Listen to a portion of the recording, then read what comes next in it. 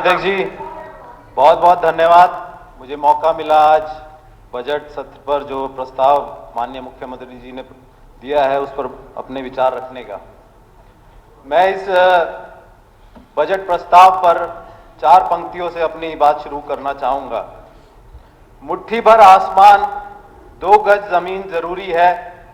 कुछ कमी ख्वाहिशों में भी जरूरी है, कुछ अरमा अधूरे, कुछ आग सीने में भी जरूरी है। बातें तो बहुत सारी कही हैं इसमें।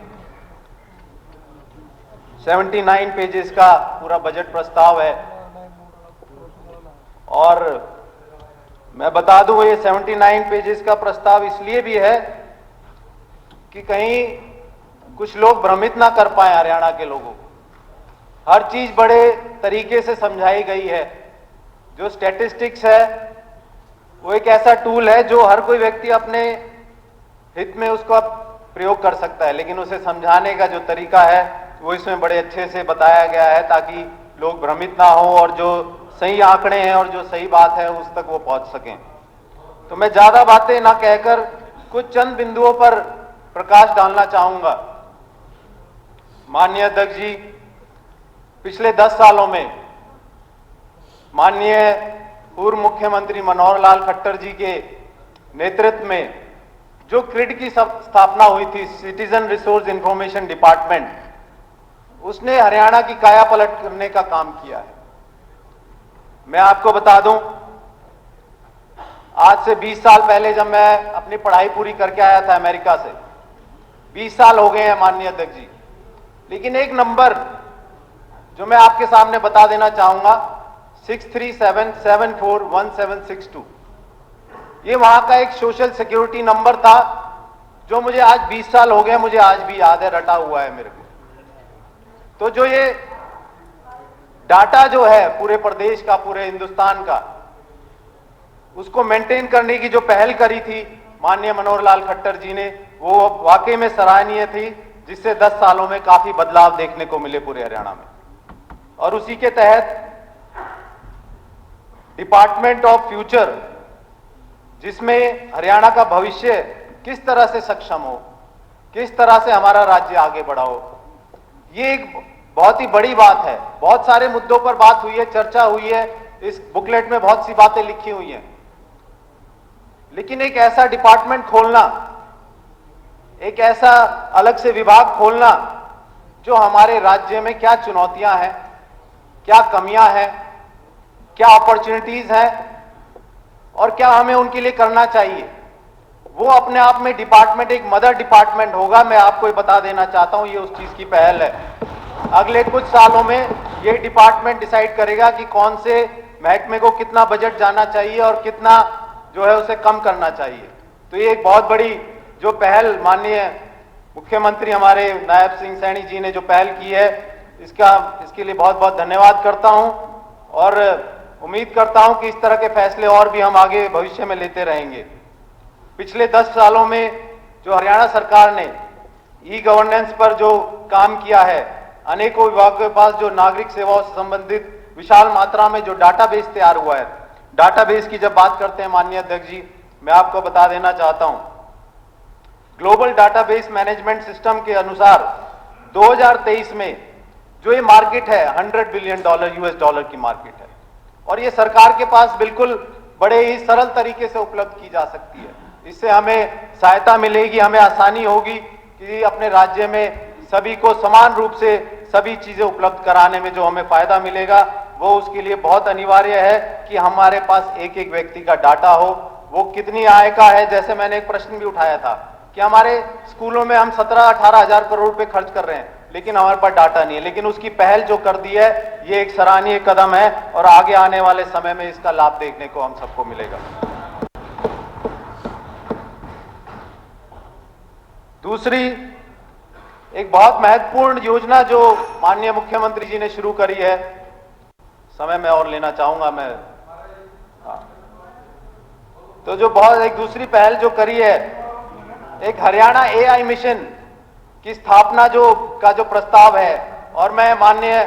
खुल्लर जी को भी धन्यवाद देना चाहूंगा जिन्होंने सहायता की वर्ल्ड बैंक से 474 करोड़ रुपए लाने में। एक शुरुआत हो गई है। एआई आप जानते हैं अगले सालों में कितनी महत्वपूर्ण होने वाली है। एक रिसर्च के अनुसार एआई 36% से ग्रो कर रही है पूरे वर्ल्ड में, और हमारा देश भी उससे अछूता नहीं रहेगा। अगर इस पे हमने पहल की है तो मुझे लगता है पूरे हिंदुस्तान में एक अनूठी पहल है, जिससे आगे आने वाले समय में हमें बहुत फायदा मिलेगा। इसका भी रिकॉर्ड बिजनेस होने वाला है। एआई जो है, बहुत सारे लोग कहते हैं कि भाई ये एम्प्लॉयमेंट खत्म कर देगी, लेकिन अगर हम उसकी तरफ पहल करेंगे, हम अगर खुद एआई की तरफ पहल करेंगे और हम उसे सीखेंगे, हमारे बच्चे हमारे राज्य में उसको सीखेंगे, तो हमें यकीन है हम एम्प्लॉयमेंट जनरेट करेंगे, हम और ज्यादा एम्प्लॉयमेंट जो है यहाँ पर उपलब्ध कराने में कामयाब होंगे। इन सब आईटी टेक्नोलॉजी और प्रौद्योगिकी का जो इस्तेमाल हुआ, इससे स्पष्ट रूप से नजर आता है कि कितनी दूरगामी सोच का ये बजट है, कितनी भविष्यवादी है, कितनी प्रोग्रेसिव है, जिसमें पहले भी जिस तरह से काम किया गया हुआ है, समूचे क्षेत्रफल को, पूरे हरियाणा को ड्रोन मैपिंग जो की गई है, ये भी एक सराहनीय कदम हमारी सरकार ने उठाया है, जिससे बहुत सारे कामों में बड़ी सरलता आ गई है। आज कंप्यूटर पर बैठकर अपना जो है देख सकता है एक व्यक्ति की कौन सी जमीन पर कहां कितने गज में वो बैठा हुआ है, और उसका ततीमा भी ऑनलाइन कटने का जो प्रावधान है, ये भी एक जो है पहल की है हमारी सरकार ने। और आगे आने वाले समय में जो पुराने टाइम में जो पैमाइश की जाती थी माननीय अध्यक्ष जी, उसके लिए हमारा जो प्रस्ताव है माननीय मुख्यमंत्री जी का, कि आगे आने वाले समय में रोवर के माध्यम से वो पैमाइश की जाएगी। तो आप समझ सकते हैं कितना सरल हो जाएगा। आज मैं देखता हूं पूरे हरियाणा में बहुत सारे ऐसे विवाद होते हैं कि मेरी जमीन यहां थी, इसमें किसी और का कब्जा आ गया है, इसमें किसी और ने कब्जा कर लिया है, ये मेरे को पर्याप्त रूप से नहीं मिली हुई है। एक सॉल्यूशन निकल जाएगा जब कंप्यूटरीकृत सारा जो हमारा डाटाबेस होगा, जिस तरह से ये रोवर का जिसमें प्रस्ताव रखा गया है, वो अपने आप बता देगा कि इतनी गज जमीन इस एंगल पे इस तरह से आपकी है, और इसमें फायदा मिलेगा। जो मैंने पहले भी एक प्रश्न उठाया था कि जो विवाद हमारे हरियाणा और उत्तर प्रदेश की सीमा पर है, जो हमारे हरियाणा के किसान परेशान होते हैं, जो बुझाई नहीं कर सकते, जो वहां पर अपनी खेती नहीं कर सकते हैं, उनको ये निर्धारित करने में आसानी होगी। जब रोवर से वहां पे मैपिंग हो जाएगी तो उन्हें पता चल जाएगा कि उनकी जमीन कहाँ है और किस तरह से वो अपनी खेती कर सकें। तो ये जो आईटी का जो प्रयोग किया गया है इस पूरे बजट में, मुझे लगता है ये बहुत सारी चीजों की नींव है, जिससे आगे आने वाले बजटों में इसका बहुत बड़ा रोल रहने वाला है माननीय अध्यक्ष जी। इसी कड़ी में जो है, मैं अगर शिक्षा और स्वास्थ्य की बात करूं, तो शिक्षा में जिस तरह से मैथ ओलंपियाड की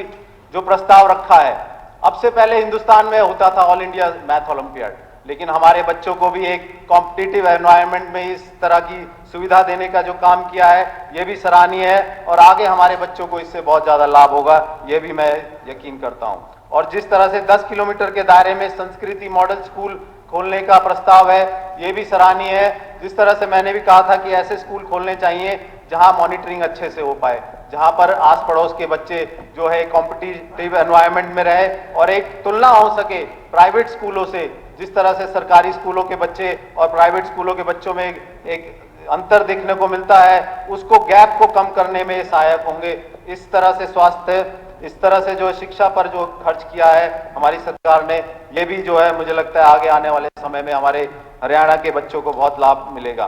अगर हम हेल्थ की बात करें तो बेटी बचाओ बेटी पढ़ाओ माननीय अध्यक्ष जी, मुझे लगता है पूरे वर्ल्ड में इतनी बड़ी मुहिम आज तक किसी ने नहीं चलाई है लिंग अनुपात को कम करने के लिए। माननीय मनोहर लाल जी खट्टर जी इस बात का जो है धन्यवाद देता हूं कि उन्होंने इतनी बड़ी मुहिम चलाकर आज लिंग अनुपात को कम करने में सहायता की है, जिसके अनुसार 2014 में 871 था, 2024 में वो बढ़कर 924 हो गया है। अगर आंकड़ों की बात करें तो बहुत सारे आंकड़े इसमें दिए गए हैं, जैसे मृत्यु दर, मातृ मृत्यु दर, और जो है सभी में देखा जाए तो काफी जो है बढ़ोतरी हुई है, काफी इजाफा हुआ है, काफी लाभ मिला है हमारे प्रदेश को। और इसके अलावा मैं बात करना चाहूंगा माननीय अध्यक्ष जी, रेवेन्यू की अगर बात करें, हम 2 मिनट और लूंगा, ज्यादा समय नहीं, तो पता चलता है कि बार बार ये प्रश्न उठाए जाते हैं कि भाई बहुत ज्यादा लोन है हरियाणा सरकार पर, लेकिन अगर ये जो बात इसमें लिखी गई है 79 पेज का जो बुकलेट है वो इसीलिए बनाया गया है ताकि हर बात को बड़े स्पष्ट रूप से रखा जाए। तो इसमें जो बात लिखी है कि उसका जो जीडीपी का जो परसेंटेज है वो कितना होना चाहिए, वो एक अनिवार्य जो है उसमें एक शब्द है जिसको ध्यान में रखते हुए मुझे लगता है हरियाणा अपनी सीमा से नीचे ही है। 6.67% जो एक निर्धारित की गई है उससे नीचे ही है। और अगर बोरोइंग की बात करें तो मैं आपको बता दूं, अमेरिका का जो जीडीपी है 29 ट्रिलियन डॉलर्स है, लेकिन उस पर बोरोइंग है 31 ट्रिलियन यूएस डॉलर्स की। उन्हें खर्च करना आता है, सही जगह खर्च करते हैं। कैपिटल एक्सपेंडिचर अगर हम सही जगह खर्च करेंगे तो उससे कोई नुकसान नहीं है, हम तरक्की की तरफ आगे बढ़ेंगे, हम अपने जीवन में जो और खुशहाल बन पाएंगे और तरक्की कर पाएंगे। तो ये सारे बातों को ध्यान में रखते हुए हमारा बजट मुझे लगता है बिल्कुल सही दिशा में जा रहा है और इसके लिए बहुत बहुत धन्यवाद करता हूं। बहुत बहुत धन्यवाद।